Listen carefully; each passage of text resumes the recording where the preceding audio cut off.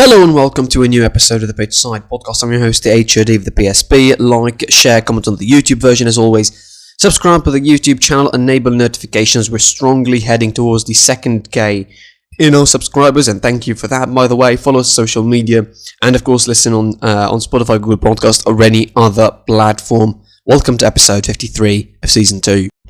We have only one place really to start, and despite the what looks for you, the thumbnail or the title or whatever, but we're going to start from somewhere else. We're going to start in Sevilla in Ramon Sanchez Pizjuan, and the occasion was the Europa League Final between Eintracht Frankfurt, let's say the sweethearts, I would say, of the competition, in a way, because of the fans, because of the support, not the support that people gave to Eintracht Frankfurt, but because of the popularity that the Frankfurt fans have gathered throughout this tournament for their absolute great travels and basically invading stadiums. They did it against West Ham, they did it against Barcelona, and they did it again here in Sevilla with near 50,000 strong Frankfurt fans in that stadium. And then you have as well also 50 other thousand or even more than that in their own stadium in Frankfurt, watching the game on giant screens. It was, the game was not that great, let's put it this way, let's be honest, and straight off the bat saying that it was not a great final per se. Like, it wasn't a full 120 minutes of great action. The extra time was, to be fair, and Kevin Trapp was man of the match in my opinion. He had two incredible saves in the last 5 minutes of extra time that either one of them scored would have given Rangers the title, but it went to penalties. And it was Frankfurt beating Rangers 5-4. And for Rangers, it was, the Arsenal fans would have something to say about this. It was Aaron Ramsey missing the penalty. And again, this is one of those substitutions that coaches made just for the penalty spots, but they go completely wrong. Aaron Ramsey for Fashion Sakala being one of them. Again, the game overall was not that great, honestly, if I'm being absolutely fair, but the atmosphere was just wonderful. You knew it before the game that most people would be watching the game to see the atmosphere, to see the crowd, to watch what the Rangers fans and the Frankfurt fans will do, and they absolutely gave it a showing, particularly the tifo from the Frankfurt fans before the game. It was just wonderful. Also, the celebration itself, the opening ceremony before the final kicked off, not really on par with what you expect from a competition like the Europa League. Yes, not financially as strong or not as important, maybe the Champions League, but the winner of that competition goes to the Champions League. So at least give it a little bit of value in that regard. So overall, Frankfurt, as usual, they played on the counter. Rangers, you could argue that they were the better side over the 120 minutes, particularly again at extra time and from the second half going onwards.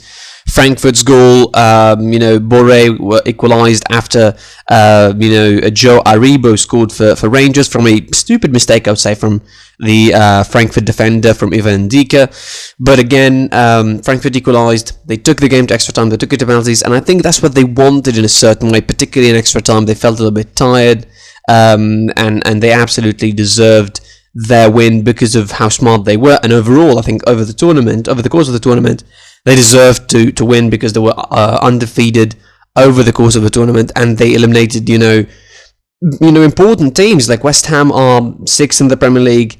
You have Barcelona now 2nd in La Liga. You have Betis 5th or 4th in La Liga. They're going to end.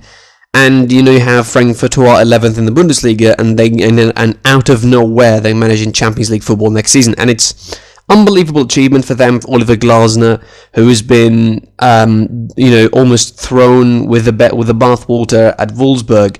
So I think it's going to be absolutely incredible for him to stay in that club for next season, to coach them next season, to take them into Champions League football for the first time in a long, long while for Frankfurt. This is their first European trophy since 1980. Also, we should give some love for Rangers, I think, because even so, they were the losing side. The fans were unbelievable. They clapped Frankfurt. There was so much mutual respect between the Frankfurt and Rangers fans, and probably you can understand that because of the struggle, part of things that the two sides shared, particularly Rangers, because they've been to the 4th division in Scottish football. They were bankrupt. relegated to the 4th division of Scottish football, as I said, and they built their way back up from there. And now they find themselves in the Europa League Final, and that is good, really good. They're going to be playing that competition next season, and it's going to be wonderful, really, for Rangers to have a chance to win a double in Scotland when they play the cup on Saturday. And it's going to be an unbelievable atmosphere, even if they I mean, when they didn't win the Europa League. And it will be a great atmosphere anyway on Saturday for them when they play the cup final in Scotland. But the victor goes to spoils. Eintracht Frankfurt, unbelievable throughout the tournament. Again, they garnered so much respect, so much love. And, I think any neutral fan at the moment is happy that Frankfurt are winners. Like, they wouldn't have been sad if Rangers won it, because both sides, again, have great story, great fans, great passion for the game. But Frankfurt, I think, gathered the most attention because of their absolute heroic travels as far as, their fans and their supporters, with tens of thousands of people going away from Germany and buying tickets with high prices, really, particularly the Barcelona game. There was, buying the tickets from Barcelona fans, apparently, with high prices, and that, I think, all the passion you need to know about the Frankfurt fans. Anyway, congratulations for them, and it's going to be a wonderful season next season, seeing their side like that, with fans like that in the Champions League. Goodness me, that's going to be an unbelievable atmosphere in their own stadium in Frankfurt. Now let's do a little bit of recalling and go to the Premier League. And one match was, I think all eyes were on that match on Tuesday, as Southampton hosted Liverpool in the penultimate round of the Premier League. Of course, with Liverpool winning the FA Cup on Saturday and playing Southampton on Tuesday from round 37. City drawn against West Ham in that round, which almost gave Liverpool an automatic chance because of the they can't be separated on goal difference now, so it's either Liverpool go over them with a point, or it's going to be City winning the league, basically. So it's a straight hypothetical for either side to win the Premier League. And Liverpool, you expected some rotation, obviously, but I don't think anybody expected a rotation to that extent. Like, Joe Gomez was starting, both Harvey Elliott and Curtis Jones were starters, Minamino was a starter, Firmino was a starter. Like, that's how dark things have gotten for Firmino this season, that I'm surprised that he was a starter. Usually it was the debate who's going to be the replacement of Firmino, but now he's not even starting. So it was Gomez, Tsimikas, Matip, Konate. It was all changed. In the midfield, there was Milner, Curtis Jones, Harvey Elliott, and up front was Firmino, Minamino, and Diogo Jota. So it was definitely a tough game for Liverpool, for sure. I mean, the first 15-20 minutes were not that good. Let's put it this way for Liverpool. Obviously, the plan from Klopp was to put Harvey Elliott and Curtis Jones, two young and energetic players, to make the coverings and the runs to cover the spaces, with the fullbacks, with Gomez and Tsimikas, particularly with Milner, being the experienced anchor, not exactly having the pace to recover, and having the opportunity or the stamina like Fabinho to recover in the midfield and screen the back four properly. So he was more of a central midfielder than a CDM. Southampton, whenever they found space, they tried to attack behind the defenders, and particularly from Joe Gomez's side. I think from the other side, from Tsimikas' side, they weren't exactly attacking it as much, but I think down Joe Gomez's side, they tried a lot of opportunities, and the goal came from that way for Southampton. Nathan Redmond, the ball deflected off Milner and into the back of the net it goes. So 1-0 Southampton inside 15 minutes. And that set the mood for Liverpool fans. That set the tone of the game. The Liverpool fans start getting worried, I suppose, after that, because obviously that's the chance that they need to hold on to win the Premier League. But by half an hour, Minamino equalised. It was 1-1 Liverpool, and the first half ended 1-1. And the real worry was in the second half, because Liverpool clearly would have been the dominant ones. They would be looking for the second goal, and Southampton would be happy to sit back and try to play on the counter. And they were frustrated, Liverpool, for a long time in that second half, until Matip made it 2-1 from a corner. And again, proving my point why Tsimikas is a really good player. Tsimikas, a brilliant cross on that second goal. He has some decent crosses on him. I mean, he could be a good replacement for Robertson. It could be even a next generation, like, left back in Liverpool. It could be the next left back for Liverpool, even if Robertson leaves or stuff like that. It's going to be interesting to see how how good he will be, and also it's going to be interesting to see who will start in the last game against Wolves. Like who's going to be the main player in certain positions. The second goal came around, and Liverpool absolutely controlled the game from there. And the Southampton fans were deflated. The Liverpool fans were elated that they scored the second goal. Obviously, they wanted more goals just to avoid any goal difference issue, but obviously, as I mentioned before, it's not going to count anyway because the hypotheticals are against that.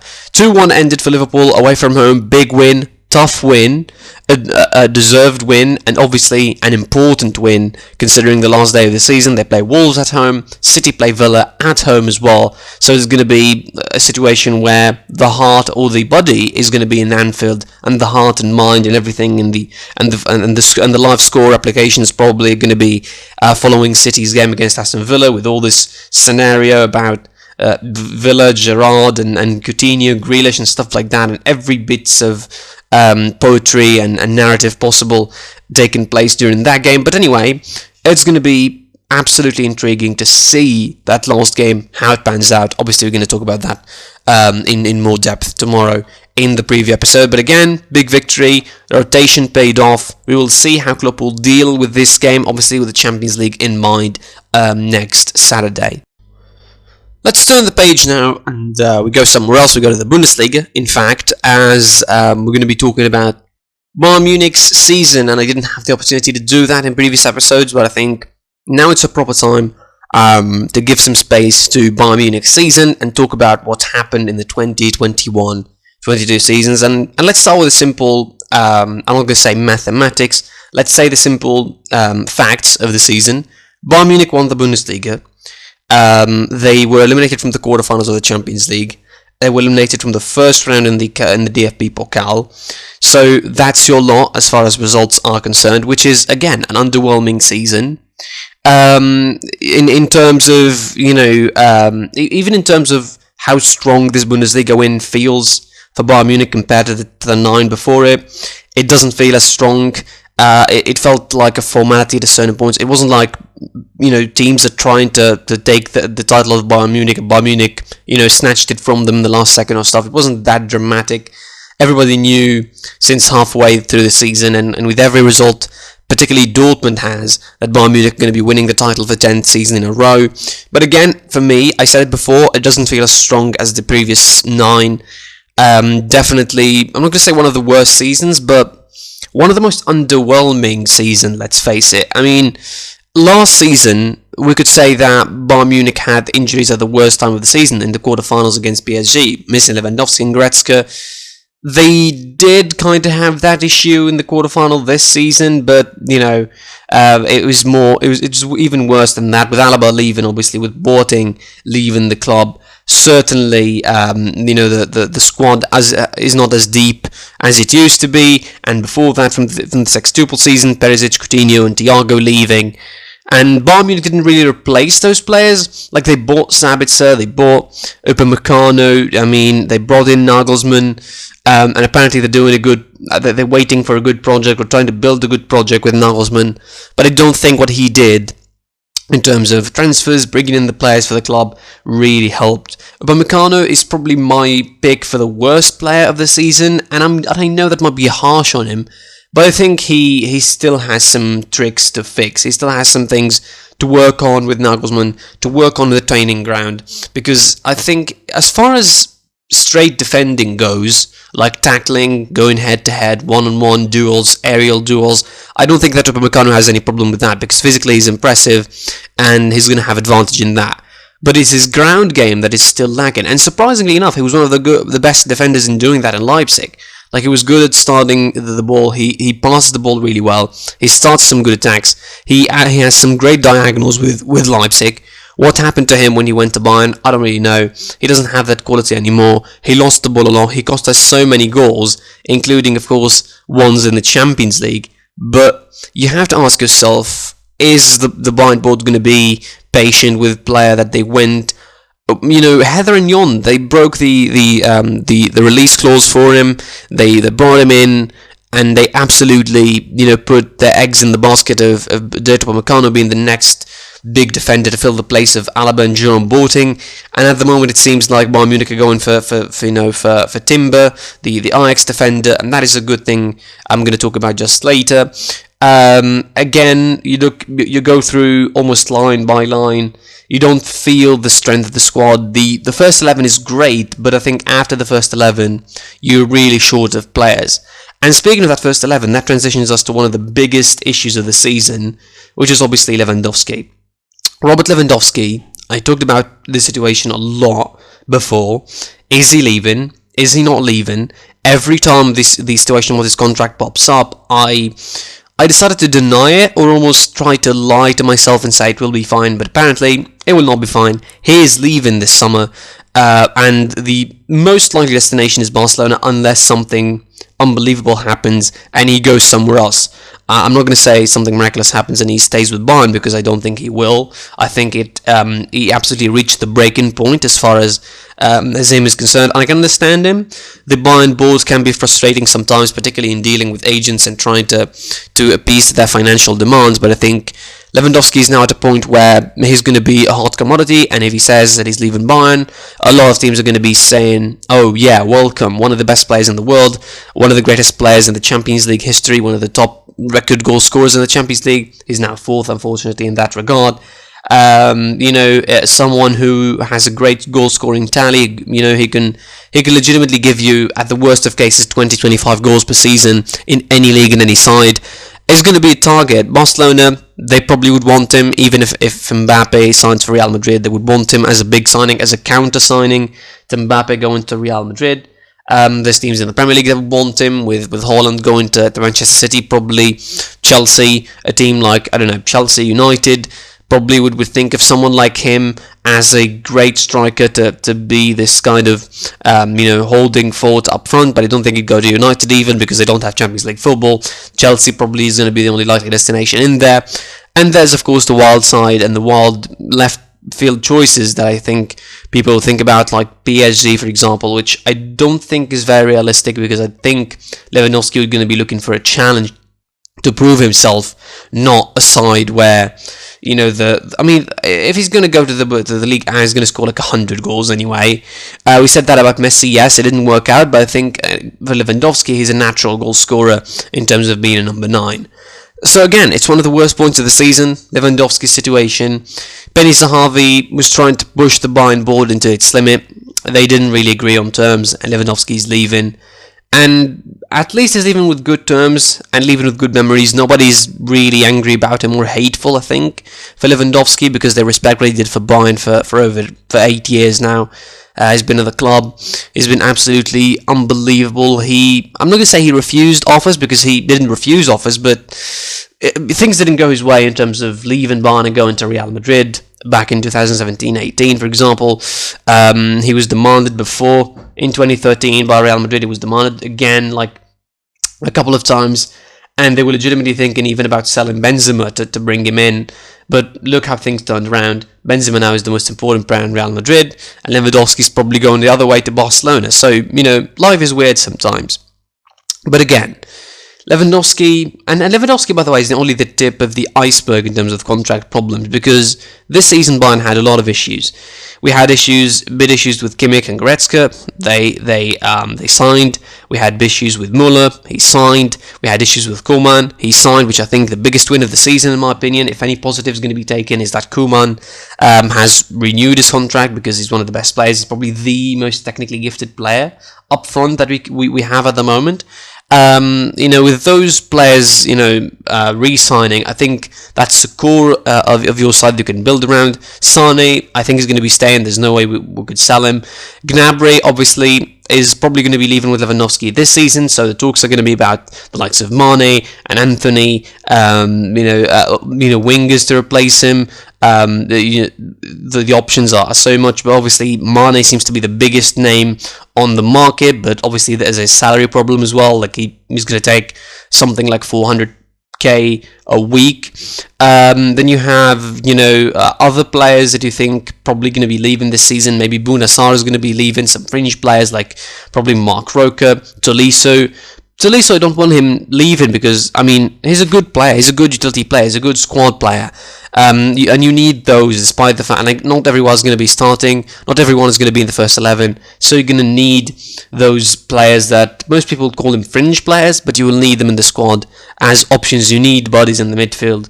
But obviously, that leads us to the transfer window that is starting already for Bayern, with Mazraoui and Gravenberch all but confirmed. Mazraoui confirmed for Bayern, and Ryan Gravenberch all but confirmed. The negotiations are reaching their final steps, and it's going to be a big signing. He's a great talent, 21 years of age, is absolutely the future as far as Bayern is concerned. He can play numerous positions, he can be a second joker that you have alongside Joshua Kimmich, and is going to be, he can be a player who would really rely on in a lot of positions anyway. Obviously, Bayern is still in the market for loads of players. There's obviously the problem of Lewandowski's replacement. When he's leaving, you have Darwin Núñez, Sasa Kalajic, certain other options Bayern are looking for. Personally, I would prefer Kalajic because he's young, or Núñez because they're young, and you could build a project around them. But you'd expect Núñez to be much hotter of a commodity, and you'd expect bigger, I'm not going to say bigger teams, but teams with more financial resources to pull him out and to completely, snatch him in front of your eyes. But Kalajic is much more affordable. I mean, Stuttgart barely saved themselves in the Bundesliga, so you could probably convince Stuttgart that they could sell Sasha Kalajic for you. He's a young player, he's a great, physically impressive player. He reminds me of Mario Gomez a lot, and I can see Bayern Munich doing a real project for him. Just to wrap it up, if you're going to be sort of summing up the positives and negatives about the season, I would say the positives, signed Koeman and won the league. I mean, that's about it. Really, that's about it. The negatives just outweigh the positives a lot. The transfers didn't work. Sabitzer is not exactly proving himself in the right way. Upamecano, as I mentioned, the worst player in my opinion of the season. Not any of his. I mean, it's a bit of his fault. And then, of course, you have the board problems. Salihamidzic being threatened to being killed at the Champions League exit. That's the biggest negative, by the way, in the season, the Champions League exit. Not because it was against Villarreal, but because of the way it happened. Villarreal, you didn't have any shot on target against them in Spain. You barely scored against them in Germany, and you were not effective as you should be. Although I still expected Liverpool to absolutely annihilate us if we went to the semi-final and we beat Villarreal and went through. So generally, this season is to be forgotten. Julian Nagelsmann, I don't think he's to blame really. It's his first season. It's a big transition, even from a side that was the second in the Bundesliga to Bayern Munich. It's a big transition for him. He needs some time to deal with the board, to understand how the board works in Bayern, to really get things going. I think next season, with a good transfer window, and the board says and promises with Oliver Kahn and stuff, and Herbert Heiner promises a big transfer window. If they pull a big transfer window, I think Bayern Munich could compete for the Champions League again, because the title of the Bundesliga, I think it's a given that Bayern will compete for it if they're not winning it for the 11th time in a row. But the Champions League is and will always be the point that Bayern Munich want to reach in European football. And with Liverpool potentially going 7 Champions Leagues and getting over Bayern Munich, that's going to be a real necessity next season to have a good side to compete for that Champions League, with the return of AC Milan potentially winning Serie A and probably strengthening their side as well. So we'd expect loads of changes next season for Bayern Munich. Again, 2021-2022, a season to forget. Winning the Bundesliga was the biggest highlights, but the lowlights are so much in terms of the board, the players, and the season itself anyway. That's it for the episode. Thanks for listening, watching. I was your host, HOD of the PSP. Like, share, comment on the YouTube version, subscribe to the YouTube channel, enable notifications to receive all the updates, and then, of course, follow us on social media, on Twitter and on Instagram. I do a lot of spaces there on Twitter, so join me there if you want to hear more opinions and talk football in general. And then, of course, listen on podcasts platform as Spotify, Google Podcasts, or whatever. And until next time, until tomorrow's weekend preview, we're going to focus and dive deep on the last 2 games of Serie A and the Premier League, where, of course, the titles are going to be decided. Let's see what's happening there. Take care and goodbye.